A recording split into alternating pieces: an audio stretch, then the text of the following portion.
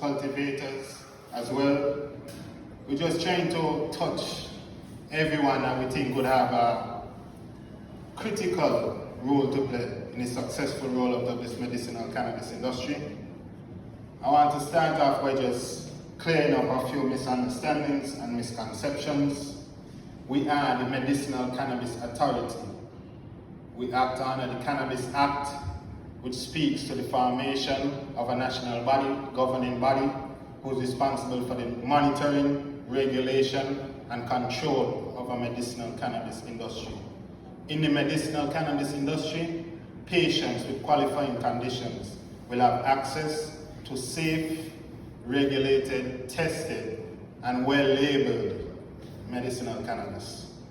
This is different to the sacramental use of cannabis, which is under the Rastafari Rights and Recognition Act, which speaks to the freedom of consciousness.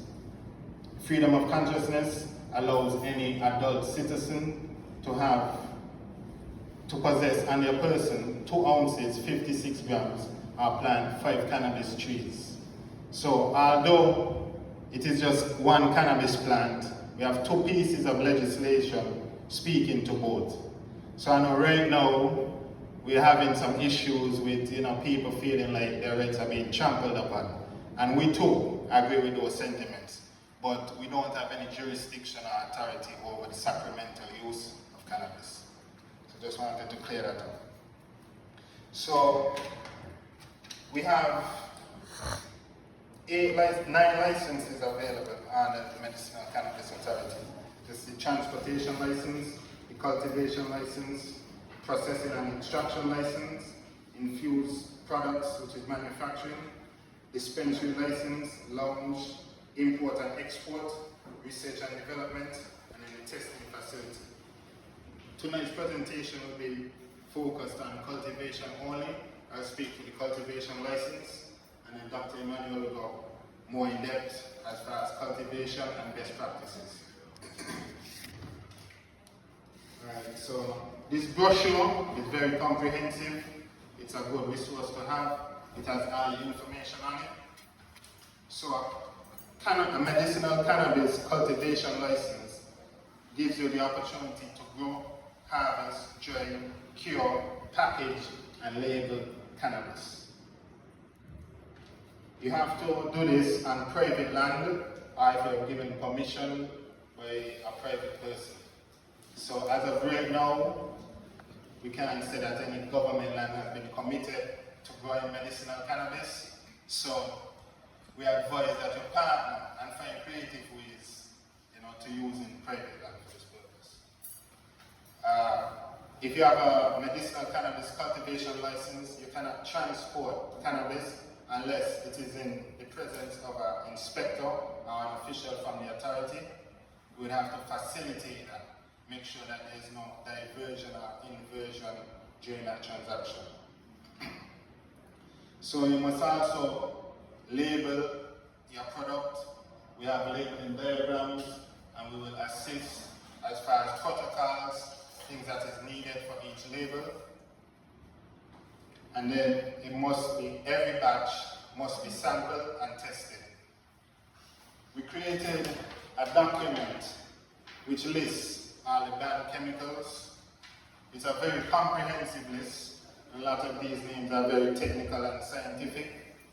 We thought the best approach to this is to recommend a fertilizer and a feeding regimen that we know for sure would make you clear of these banned chemicals.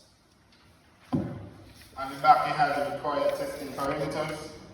So as of right now, we don't have capabilities to test for all of this, I'm just being honest with you. However, the Act asks for this. Through guidance from Dr. Emmanuel, we'll try to identify best practices within the region and try to adopt some of these standards for St. Kitts. Currently, with the device that he has, the Neo Spectrum, we could test for cannabinoid profile, moisture, and terpenoid profile. So as far as heavy metals, foreign metals, mycotoxins, and microbial impurities, we do not have the capability to test for cannabis.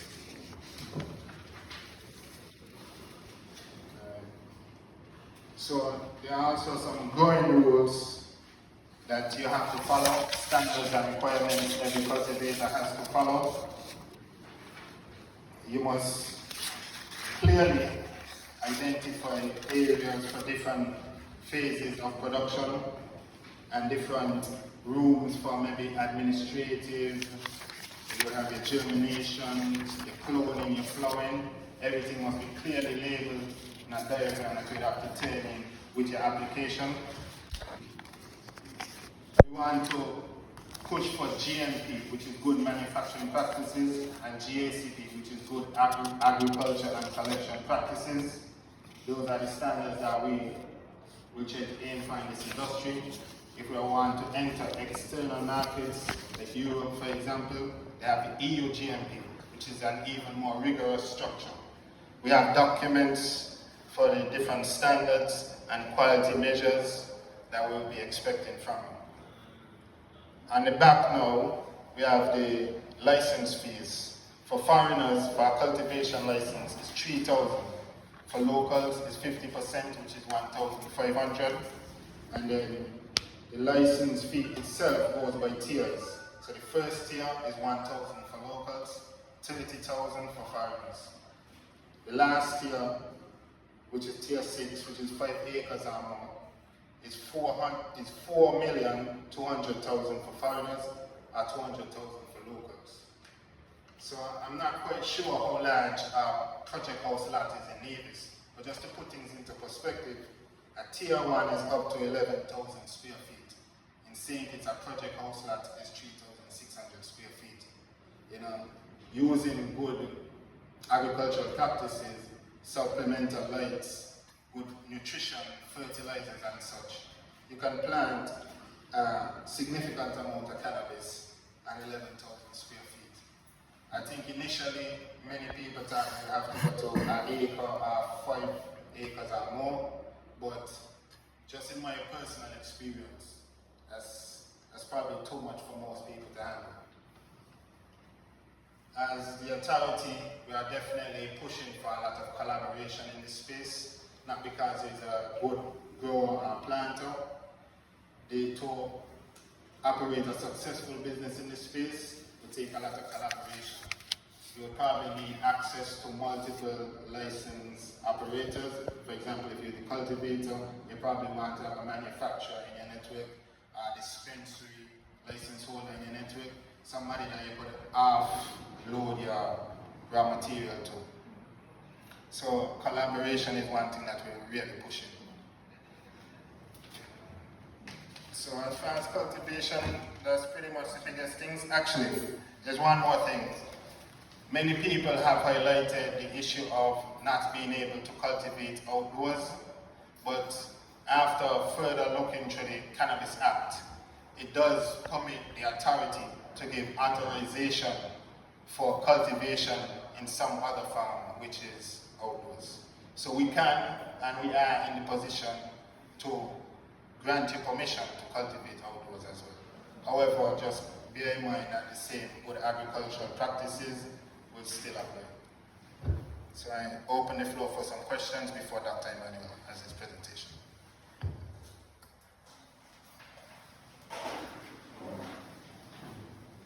Those license fees, is it annual or is it? So the license fees it's good for 3 years.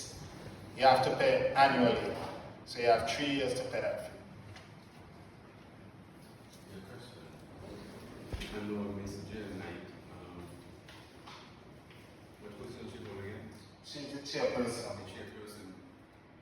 I know she mentioned collaboration because there's a limited amount of licenses with joint venture. So do you have an idea now you are going to say how much license you will have with it?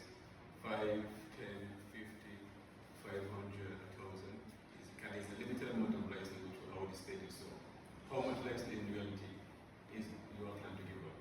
As of now, I'm not operating on a quota. There is no limit for me personally. The thing is to be able to fill out the application process, submit all the supporting documents, and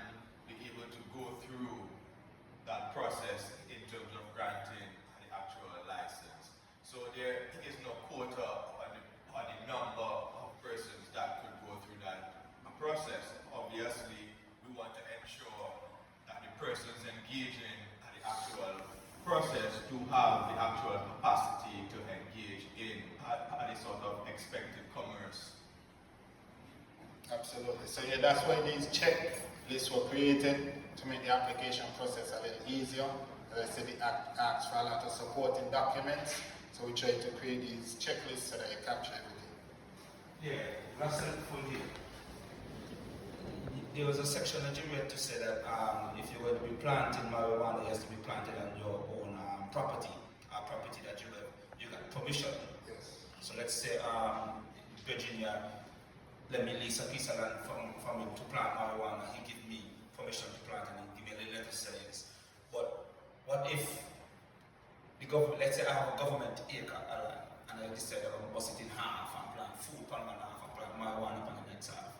Do I need that? Because I don't pay the government for the license. I still have to go back to the government to tell them I want permission to plant it. So when you say government land, who you have permission to plant initially? Well, one mean like I got farmland from the government to farm, belly food, and grain food, right?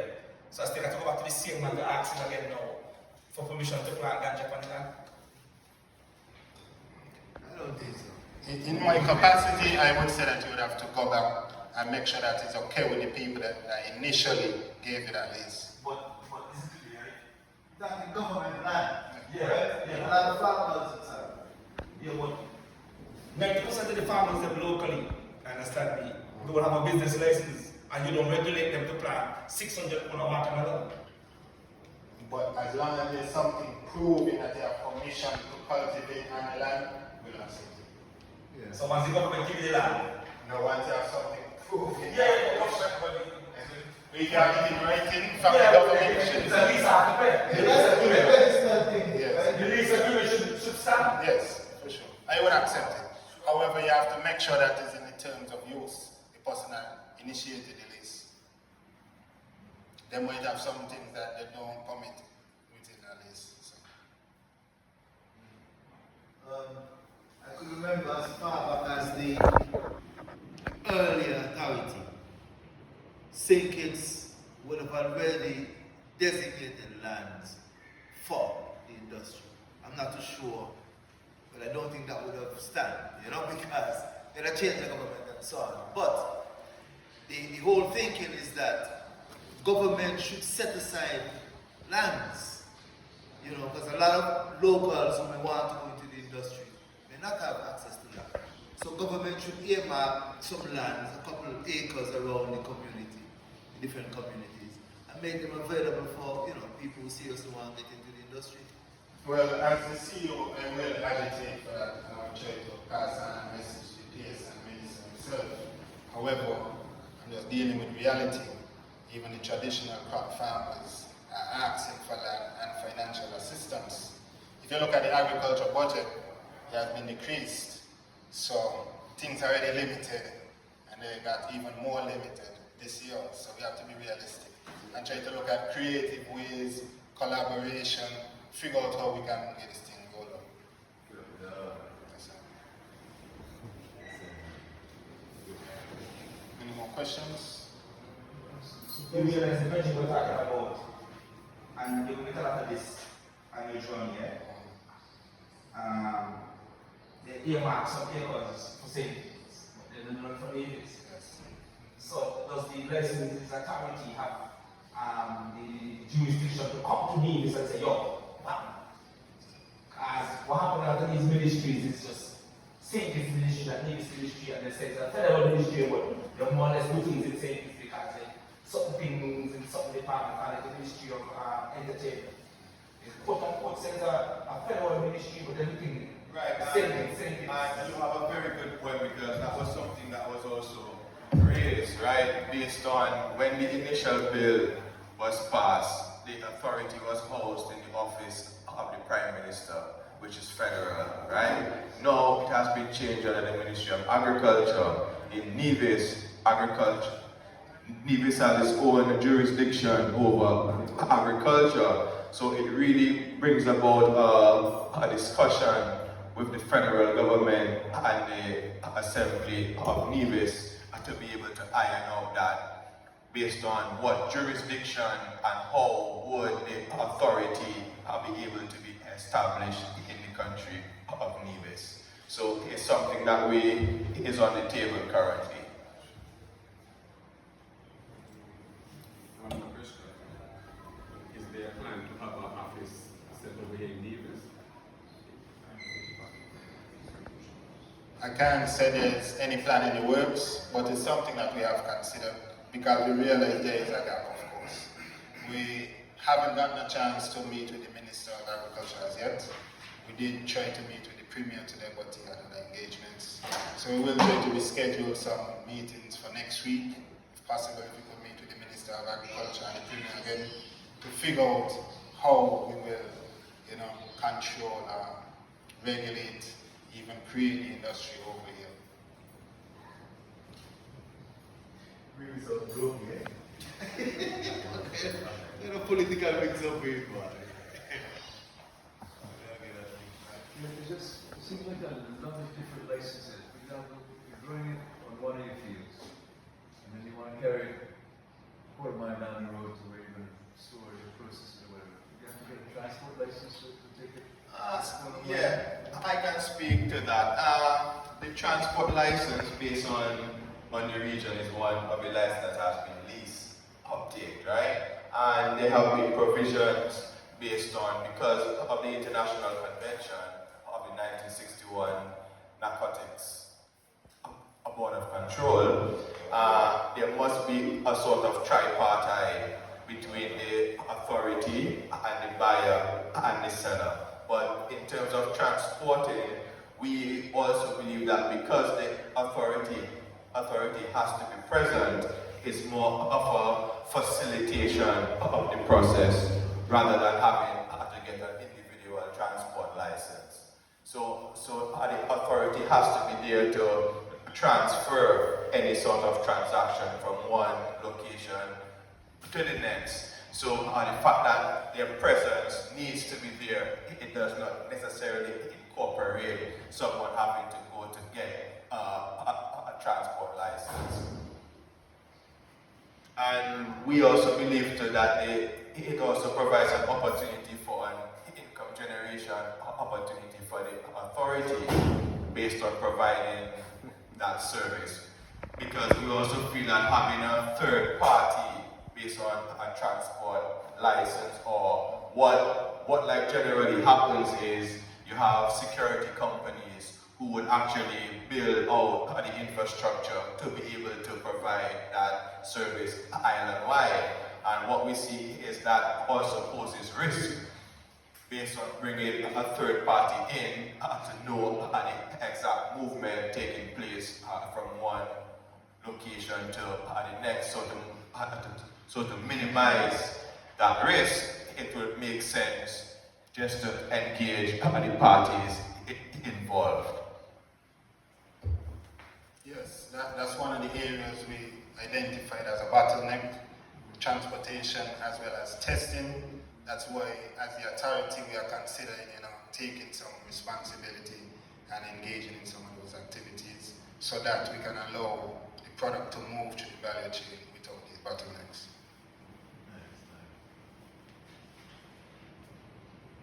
Any more questions? But yes, so the application process is open. We have applications in the back, checklists. The office is open as well. It's on Princess Street, right across from Bosie's. Telephone number is... Nevis office. Soon to be announced. Soon to be announced after meetings with the Premier and Minister of Agriculture. We'll try to create an extension of the office in St.Kitts where we have applications and the same checklist, brochures, all the material available in Nevis as well. So the telephone number is 467-1613. Call me at any time and I could walk you through the process. I will say since the year started, most of the interest has come from Nevis. Most. So it's a good sign. At the I was reading to it, it says you must use indoor greenhouse type cultivation as otherwise allowed by the authority. So, what you would say to that regard in terms of being over the land? If you look at something small, like maybe just go to backyards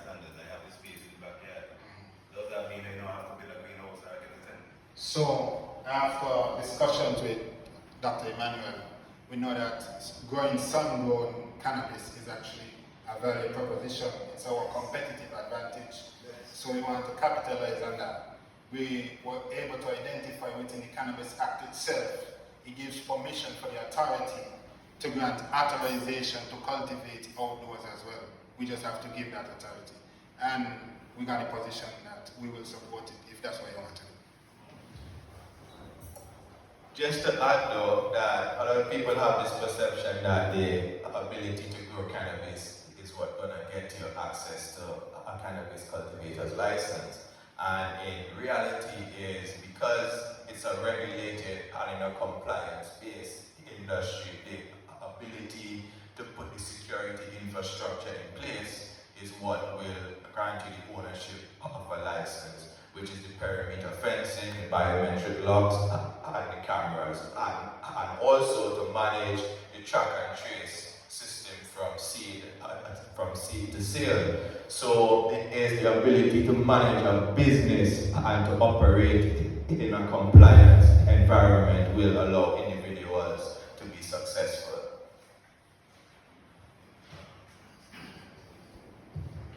Okay, so basic use, that's like, I applied for a job and they asked me for work experience. I may get it because I applied for the job. No.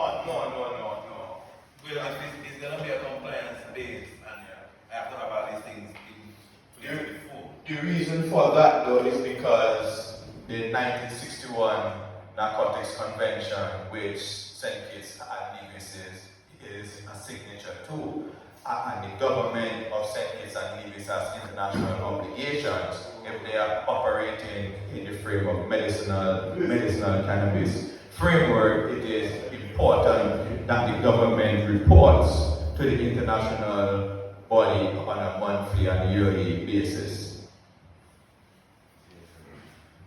Yes, so even before you get approved for the license, during the application process, you will have to basically spell out all the procedures in terms of security, safety, your growing methods, all of this. So we will be able to walk you through it even before you start. As you're saying, you don't have to have the experience. You just got to document how you will go about it. And this is for accountability reasons. At the end of the day, when this product goes to the end user, which is the patient, you want to be able to say that you follow the rules, you had everything in place as far as safety, so that if anything to happen, you are accountable. Yes, and any commodity that's going to be grown and distributed to the public must ensure that there are public health and safety measures to ensure protection from the consumer. So for example, if there's a mandatory or voluntary recall of any product, there should be a procedure in place to be able to recall these products from the market space. So even with my experience traveling the world, seeing cannabis being cultivated, I can definitely attest to, I have seen the best and I have seen the worst, and some instances where like cannabis is grown, where it's dried, it's trimmed and stored, it's definitely not fit for human consumption. Like even recently looking at local samples cultivated, the amount of microplastics that we see in terms of contamination, every time you smoke a spliff, you are actually combusting plastics. And it's not about smoking one spliff, but smoking consistently for a very long time. So it is upon the infrastructure to ensure that what is publicly sold does meet some international public health and safety standards.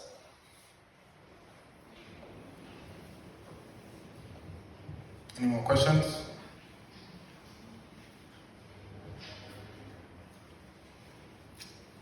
Yes. Well, Emmanuel, Yes. you outlined about public health and safety. But what is the insistence of the health and safety that we've been looking forward for these measures coming in place? Yeah, well, in terms of public health and safety, well, I will go into some of that in more detail in my presentation. Definitely, so you can look out for that. With helping that you had, I did say, had the experience of seeing the best and the worst. Yes. And we, some of the methods of some people smoke, joy of them, No, sure. Use it.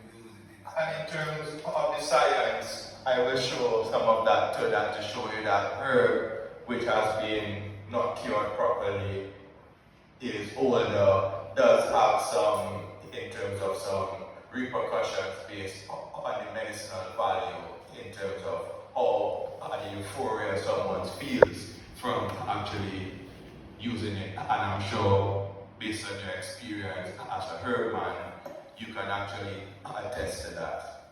But when you ask a question, I don't do anybody in the backyard. And, you saw them come there's some other area. It might be safety, but you add this car, there's other areas that can be a damage to the safety. I'm not sure if I understand clearly. Okay, for instance, you put a greenhouse, and someone else have something that could panel it to the greenhouse. Oh, yes, that is something. Even the water systems, so based on if you have a pig farm upstream from your farm, that could have implications in terms of your water system. Also, if you have someone who have the freedom of rights to grow their 5 plants and they don't really have the experience and they have 5 male plants, that could have the possibility to pollinate an entire commercial field and really deplete the value of your work, so those are things that we have to take into consideration. Dr. Manuel, given your international experience, what do you think the realistic opportunity is for export to the United States and Canada? Export to the United States is going to be extremely difficult. The exports that we have seen into the United States has been more so for research purposes, for like verifying, testing, or product development. The market that we have seen most exports go to is pretty much Europe, particularly Germany. And once you satisfy the EU GMP certification, and an auditor can actually inspect your property and pass it based on those standards, we see an issue of easy trade, because we also have direct flights to Europe, and we also have seen where exports have left the Caribbean and reach as far as Australia also. What about Canada? Canada, because Canada legalized in 2018, there was a significant over-investment that took place in terms of production. So at the moment, Canada produces way more cannabis than they can actually consume. But there is an opportunity to actually develop a niche market based on certain connotations like environmentally friendly, sun-grown, certain aspects of our tropical reality could have marketing value for places like Canada, which is a temperate country.